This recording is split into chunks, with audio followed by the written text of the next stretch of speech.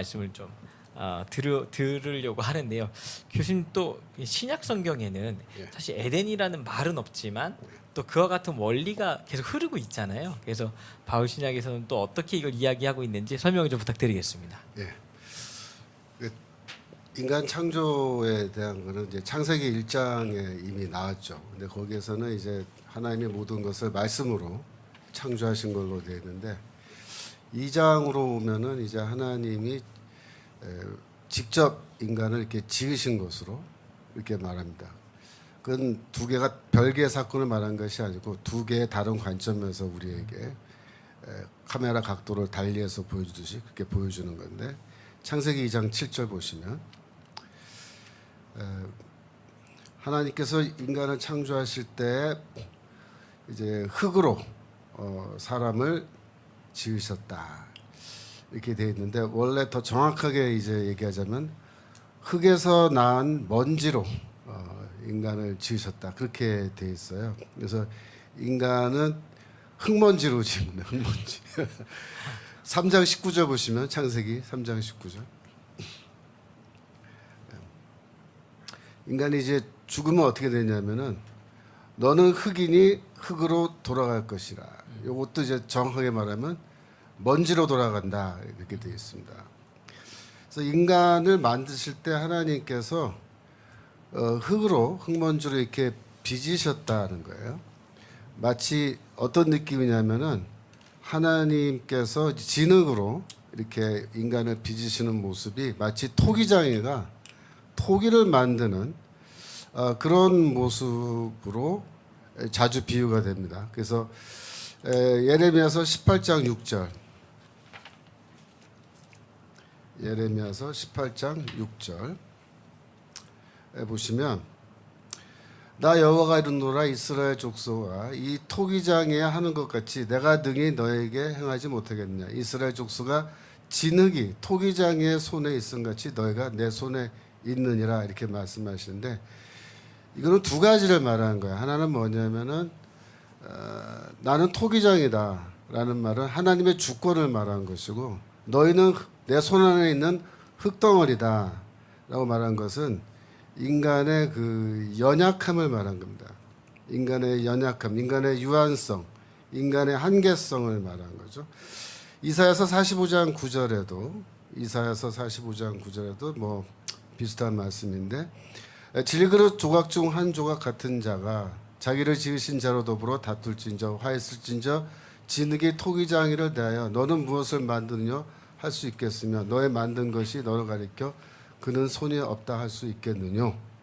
마치 토기장이가 주권을 갖고 자신의 뜻대로 흙을 빚어서 그릇을 만들듯이 하나님이 우리를 그렇게 만드셨다는 거죠. 이사야서 64장 8절 이사야서 64장 8절 그러나 여호와여 주는 우리 아버지시니나 우리는 진흙이요 주는 토기장이시니 우리는 다 주의 손으로 지으신 것이라 하는 이 말씀도 창세기 2장 7절의 말씀을 이렇게 반영하고 있는 것으로 볼 수 있는데 그래서 우리는 하나님 앞에서 흙덩어리에 불과하다 이겁니다. 흙덩어리에 불과하다. 그것은 무슨 뜻이냐면 우리는 너무나 연약한 그래서 하나님이 지으신 질그릇이라는 것은 뭐예요? 집어던지면 그냥 깨져버리죠. 망가져버리죠.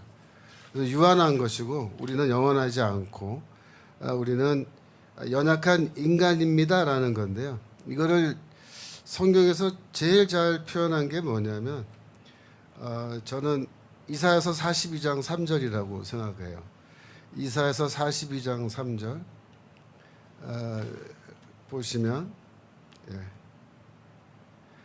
상한 갈대를 꺾지 아니하며 꺼져가는 등불을 끄지 아니하시고 이렇게 되어 있는데 인간은 어떤 존재냐면은 이미 꺾여버린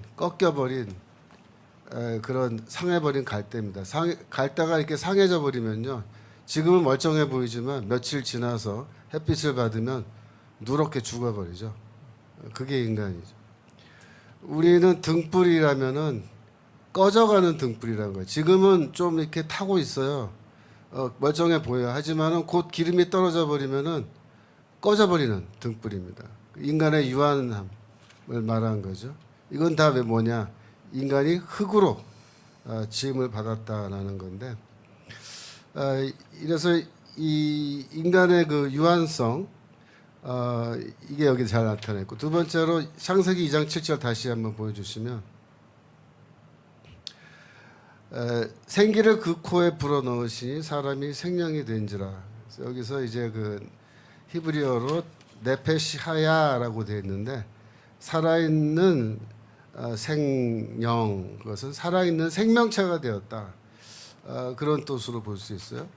그 말은 뭐냐면은 인간이 원래 흙덩어리였는데 하나님께서 이 호흡을 불어넣으셔서 비로소 살아있는 생명체가 되었다. 즉 인간은 생명이 있는 존재인데 그 생명의 소유권은 하나님께 있다라는 거죠. 하나님께 있다. 그래서 우리 인간은 원래 하나님께 우리의 생명을 의존하는 존재입니다. 하나님이 안 계시면 우리는 살아 있을 수 없는. 그래서 하나님께 항상 의존하면서 살아갈 수밖에 없는 그런 존재죠. 시편 36편 9절.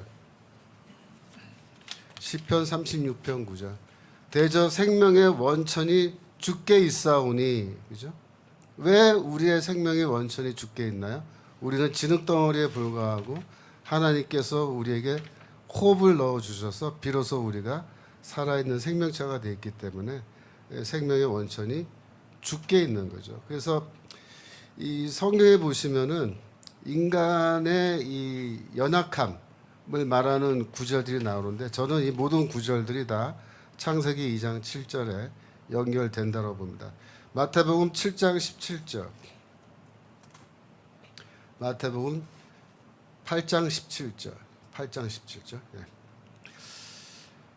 예수께서 이사야서의 이제 말씀을 인용하시는 건데 이는 선지자 이사야로 하신 말씀에 우리 연약한 것을 친히 담당하시고 이게 돼 있죠.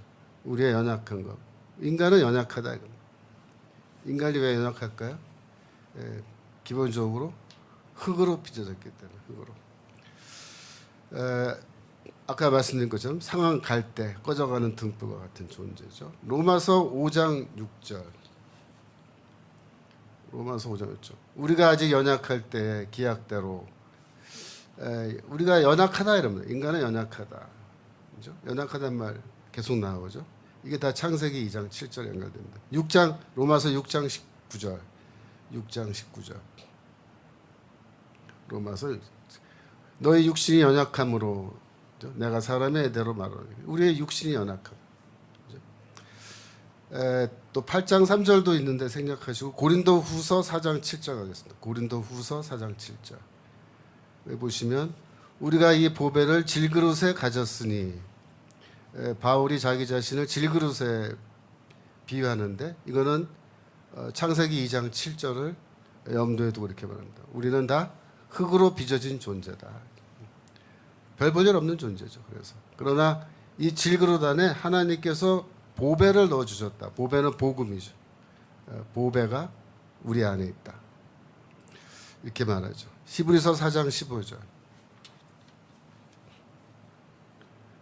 히브리서 4장 15절에도 우리에게 있는 대제사장은 우리 연약함을 체휼하지 아니한 자가 아니요 우리 모든 일에 우리와 한결같이 시험을 받은 자로되 죄는 없으시다라고 해서 그리스도는 인간의 모습으로 마찬가지로 흙으로 빚어진 이런 인간의 모습으로 이 땅에 오셔서 우리의 연약함을 직접 다 체험하셨다라고 이렇게 얘기하는데 특별히 이 창세기 2장에 나오는 중요한 메시지라고 생각이 됩니다.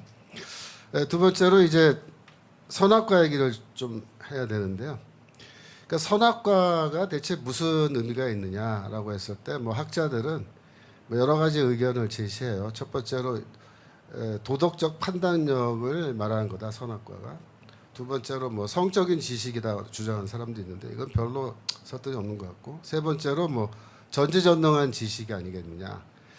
네 번째로 이제 독자적 판단력이라고 얘기하는데 이게 바로 이제 전 목사님께서 말씀하시는 거죠. 저는 이 4번이 독자적 판단력. 그러니까 전 목사님께서는 독립적 결정권이다 이렇게 해석하셨는데 똑같은 말입니다. 즉 독립적 결정권이란 건 뭐냐면은 하나님 없이도 내가 살 수 있다. 혹은 하나님 없이도 내가 선과 악을 다 판단할 수 있다. 그래서 하나님과의 분리, 이걸 말하는 거죠. 그래서 도덕, 즉 선과 악의 모든 기준은 하나님께만 있는 건데 인간이 감히 그것을 내가 소유하겠다고, 그 지식을 내가 갖겠다고, 내가 기준이 되겠다고 주장하는 거죠. 창세기 3장 5절. 너희가 그것을 먹는 날에 너희 눈의 배가 하나님과 같이 되어 선악을 알 줄을 하나님이 아심이라. 그래서 하나님과 같이 되는 것까지 얘기하는데 이건 무슨 뜻이냐면은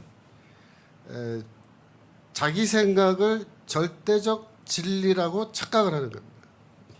내가 선과 악을 다 구분할 수 있고 그래서 내 생각이 절대적 진리다. 이거를 자기 절대화라 그래요. 자기 절대화. 전 목사님께서는 자기 중심적 생각에 빠지는 오류를 우리가 범한다 이렇게 말씀하시는데 자기 중심적인 생각 그게 뭐예요? 자기 자신의 생각을 절대화하는 거죠. 자아가 부서져야 된다 이렇게 말씀하시는데 전 목사님께서 자기 절대화에서 벗어나야 된다. 이렇게. 저는 이 모든 것을 다 합쳐서 뭐라고 부르냐면 흙덩어리의 반란이다. 흙덩어리로 지어가지고 거기에 생명을 불어넣어줬더니 이 흙덩어리들이 주제를 모르고 선악과를 따먹고 자기가 자기 자신을 절대화하고 하나님과 분리하여 하나님 없이도 우리는 얼마든지 살 수 있다라고 이제 주장을 해버린 거죠. 이게 이제 범죄인데 신약 성경에 그러면은 이러한 아담의 모습을 가장 잘 보여주고 있는 말씀이 뭐냐? 저는 탕자의 비유라고 생각합니다. 탕자의 비유. 누가복음 15장 11절 보시면 이제 탕자의 비유가 나오잖아요. 근데 이 탕자의 비유를 아담의 이야기로 목사님들이 이렇게 설교하는 거를 저도 자주 듣지는 못했는데 사실은 이 탕자의 비유가 아담에 대한 이야기라고 볼 수가 있습니다. 왜냐하면 이 탕자의 비유에서 3절에 보시면 3절 15장 3절 15장 3절 위쪽에 누가복음 15장 3절에 보시면 아니다 쏘리 탕자의 비유 15장 11절인데 13절 15장 13절 이 아들이 아버지의 것을 가지고 아버지를 떠나가요. 그 후 며칠이 못 돼요. 둘째 아들이 재산을 다 모아가지고 먼 나라에 가. 그래서 가버렸다가 중요해요. 갔다. 아버지를 떠나는 거예요. 그래서 아버지부터 떠나는 게 뭐냐면 하나님과의 분리입니다. 즉 아버지 없어도 내가 아버지 집에 살지 않아도 나 혼자서 얼마든지 잘 살 수 있다라는 게 뭐예요? 그게 흙덩어리들의 반란, 아담의 반란이죠. 그래서 먼 나라에 가서 이제 살아봤는데 결국 어떻게 됩니까? 14절 크게 흉년이 들어 저가 비로소 궁핍한지라. 16절 저가 돼지 먹는 쥐업 열매로 배를 채우고자 하되 주는 자가 없는지라. 그래서 17절 아버지에게는 양식이 풍족한 품꾼이 얼마나 많은고 나는 여기서 줄여 죽는구나 라고 해가지고 결국 결론이 어떻게 되냐면 아버지를 떠나고 나서 보니까 어떻게 되냐 두 가지예요. 결핍과 굶주림입니다. 결핍과 굶주림. 자기 절대화의 결과는 뭐냐? 결국은 결핍과 굶주림이라고 하는 결과가 오는데 그건 곧 무슨 뜻이냐? 영적 결핍과 영적 굶주림을 말하는 겁니다. 그래서 하나님을 떠난 아담에게는 영적 결핍과 영적 굶주림. 그래서 그 무엇을 먹어도 배부르지 않아요. 뭘 먹어도 배부르지 않아요. 그래서 이 아들이 뭐라고 생각하냐면 18절 내가 일어나 아버지께 가서 이르기를 아버지여 내가 하늘과 아버지께 죄를 얻었사오니 그래서 하늘과 아버지께 죄를 졌다. 지금부터 아버지 아들이라 일컬음을 감당치 못하겠네. 원래 아담이 하나님의 아들이거든. 예. 그래서 나를 품꾼으로 삼아달라라고 하면서 회개하고 돌아오는데 이게 뭐냐면은 순종을 말하는 거예요. 순종. 이제부터 순종하겠다. 회개하고 돌아온 탕자의 순종이죠. 21절 보면은 아들이 돌아올 때 아버지께서 그 앞절 20절 보시면 상거가 먼데라고 돼 있죠. 먼데. 그게 중요해요. 빨리 떨어졌던 아들이 돌아오는데 아직 멀어요. 먼데도 불구하고 아버지가 달려가서 저를 안고 입을 맞추면서 그죠? 22절로 가면은 종들에게 이르되 제일 좋은 옷을 내어다 입히고 손에 가락질 끼우고 발에 실은 신기고 그리고 살진 송아리를 끌어다가 잡으라 우리가 먹고 즐기자 이렇게 얘기합니다. 아담이 이제 돌아오는 그 장면을 얘기한 건데 이 장면이 사실은 참고적으로 출애굽기 24장 9절 출애굽기 24장 9절에 보시면 예돈약을 맺고 이제 모세와 아론과 나답과 아비후와 이스라엘 장로 70인이 이제 올라가죠. 그래서 10절에 보시면 이스라엘 하나님을 보니 이게 굉장히 중요한 장면입니다. 원래 하나님을 보면 죽는다고 돼 있는데 여기는 하나님을 봤다라고 돼 있거든요. 그 발 아래는 청옥을 편듯하고 청옥이 이 사파이어를 말하는 건데 사파이어 색깔이 파랗죠. 그래서 궁창 하늘의 색깔입니다. 하늘같이 청명하더라. 아주 클리어한 그러한 청옥과 같은 그런 곳 위에서 하나님을 뵀다는 것이요. 21절이 중요한데 이제 이스라엘 하나님이 이스라엘의 존귀한 자들에게 손을 대지 아니하셨고 그들에게 손을 대지 않고 즉 죽이지 않고 하나님을 봤음에도 불구하고 그들은 하나님을 보고 그다음에 뭐예요? 먹고 마셨더라라고 해서 먹고 마셨다. 탕자가 돌아왔을 때 아버지가 아들을 환영하면서 먹고 마시는데 이게 뭐냐면은 이 영어로 헤븐리 밀이라 그래. 헤븐리 밀. 하늘의 만찬. 하나님께서 이 모세와 이스라엘 장로들을 자신이 계시는 보좌로 초청을 해서 그곳에서 만찬을 베푸셔서 먹고 마시는 이 장면인데 이게 어떤 장면일까요? 아담이 원래 에덴에 있을 때 그때 원래 그 모습을 다시 보여주는 겁니다. 그래서 여기서 보면은 이제 그 선악과 사건을 보면은 첫 번째로 이 하나님과 분리된다는 거 이게 바보 같은 짓이고 미친 짓이라는 거예요. 마태복음 25장 41절. 근데 놀라운 거는 성경에서는 하나님과의 분리를 무엇이라고 41절 25장 41절 그 뭐라고 얘기하냐면 심판으로 얘기합니다. 또 왼편에 있는 자들에게 이르시되 저주받은 자들아 나를 떠나 마귀와 그 사들을 위하여 예비한 영영한 불에 들어가라. 나를 떠나. 탕자의 비유에서 어떻게 했어요? 아버지를 떠나 갔잖아요. 그죠? 그게 뭐야? 스스로 심판을 자초하는 거예요. 심판 자초. 인간은 처음부터 하나님에 의존하면서 살아야 된다 그랬죠. 왜냐하면 하나님께서 우리가 생명을 불어넣어 줄 수 있기 때문에. 그럼에도 불구하고 하나님을 떠나면 그죠? 그 자체가 심판. 누가복음 16장 26절. 누가복음 16장 26절. 16장 26절. 예. 그래서 거지 나사로 이야기인데 이뿐만 아니라 너희와 우리 사이에 큰 구렁이 끼어 있어. 여기서 너에게 건너가고자 하되 할 수 없고 거기서 우리에게 건너올 수도 없게 하였다. 그래서 영원한 심판은 뭐냐면 하나님으로부터 영원히 분리되는 겁니다. 영원한 심판이에요.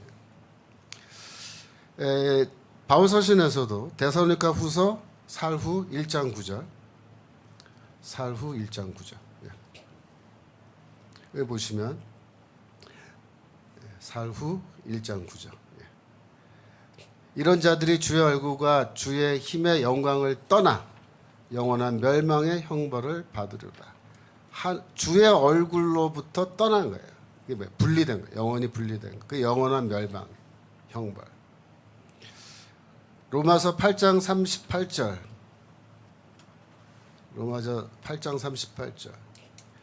내가 확신하노니 사망이나 생명이나 천사들이나 권세자들이나 현재이나 장래이나 능력이나 높음이나 깊음이나 다른 아무 피조물이라도 우리를 주 예수 그리스도 예수 안에 있는 하나님의 사랑에서 끊을 수 없으리라. 이게 구원이에요. 절대로 하나님으로부터, 하나님의 사랑으로부터 우리를 분리시킬 수 없다.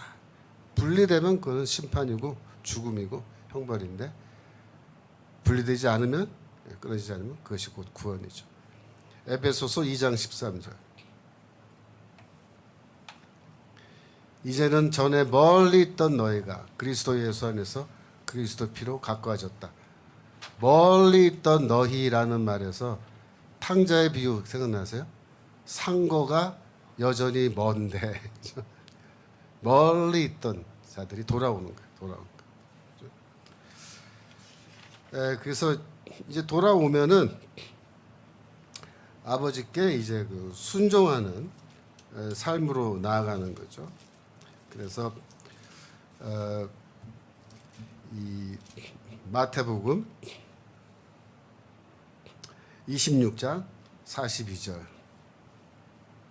네. 예수의 기도신데 겟세마네 기도. 예. 아버지의 원대로 되기를 원하나이다라고 해서 끝까지 하나님의 뜻에 순종하는 삶. 아담은 순종 안 했잖아요. 먹지 말라. 그것도 순종 못했다고요. 예수께서는 두 번째 아담이신 예수께서는 십자가에 죽기까지 순종하셨죠. 그죠? 그래서 이 순종이라는 주제가 굉장히 중요하고요. 그리고 아담의 실패를 반복하지 않는 걸 보여주는 게 마태복음 4장 3절.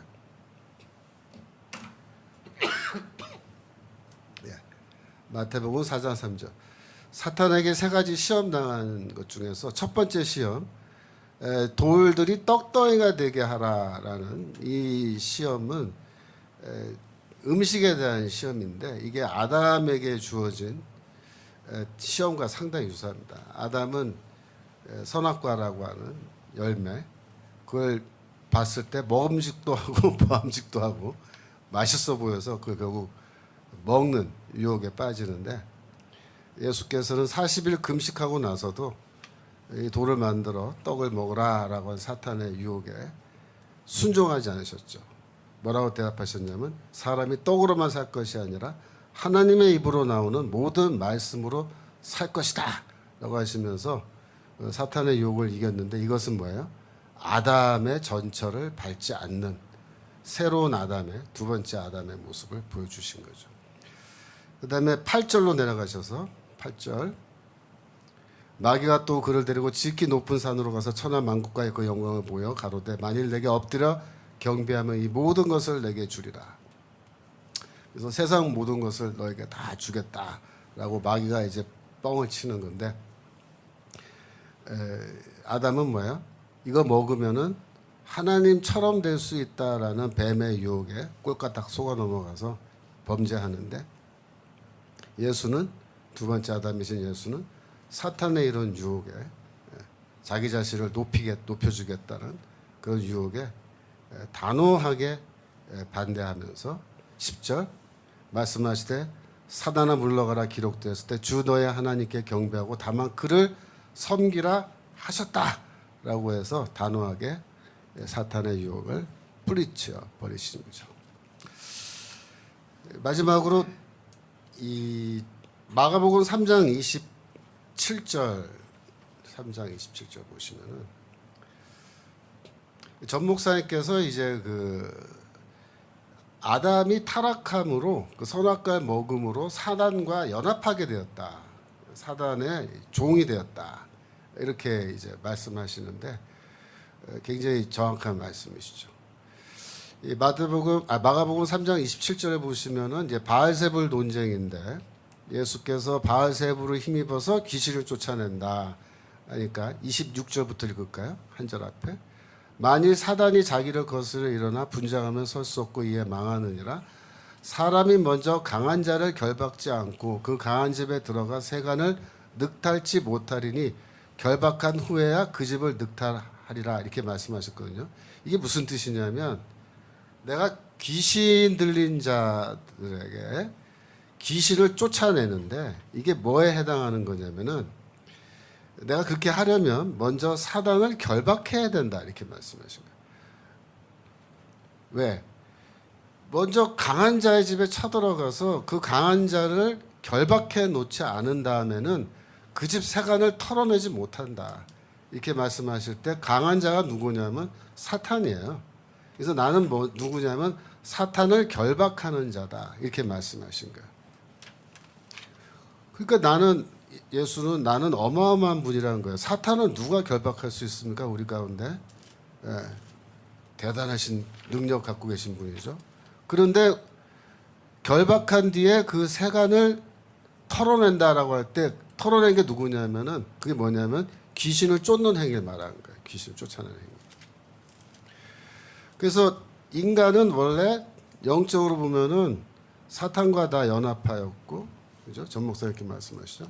사탄에게는 우리가 어떤 존재냐면은 그 집 세간살이 같은 거예요. 세간살이 다 포로로 잡혀서 세간살이 같은 건데 그리스도께서 오셔서 우리를 악한 사탄의 영향력 아래에 있는 우리를 사탄의 노예, 사탄의 종 상태에 있는 우리를 풀어주시는 거예요. 풀어주시는 거예요.